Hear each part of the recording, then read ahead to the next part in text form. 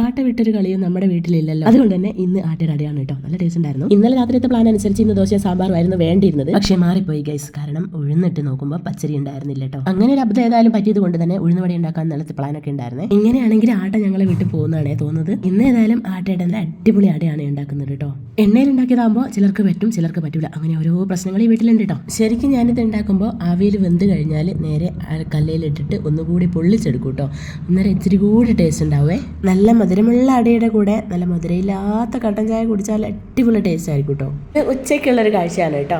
കറി വെക്കാൻ വേണ്ടിയിട്ട് ഏത്തക്കായ കൊണ്ടുവന്നിട്ടുണ്ടായിരുന്നേ. അതിലൊന്ന് കറിയിലിട്ടു, ഒന്ന് നമുക്ക് വറുത്തെടുക്കാമെന്ന് പറഞ്ഞിട്ട് അച്ഛമ്മ ഉച്ചയ്ക്ക് വറുത്തെടുത്തതാണ് കേട്ടോ. അല്ലെങ്കിൽ കുട്ടിന് എന്തെങ്കിലും വറുത്തത് കൊടുക്കാമെന്നും പറഞ്ഞു. പക്ഷേ ഉണ്ടല്ലോ, സംഭവം സെറ്റായിട്ടുണ്ടായിരുന്നേ. ഇച്ചിരി ഉപ്പ് കുറവായിരുന്നു കേട്ടോ. എന്നാലും നല്ല അടിപൊളിയായിരുന്നു. പിന്നെ ഞങ്ങൾ 2:15 ചോറുണ്ടാൻ നോക്കുകയാണ് കേട്ടോ. അപ്പോൾ സാമ്പാറും വാഴച്ചുണ്ട് തോരനും ഒക്കെ ഉണ്ടായിരുന്നു കേട്ടോ. കൂടെ ചെമ്മീൻ വറുത്തതുണ്ടായിരുന്നേ. പിന്നെ കാണാം. ബൈ.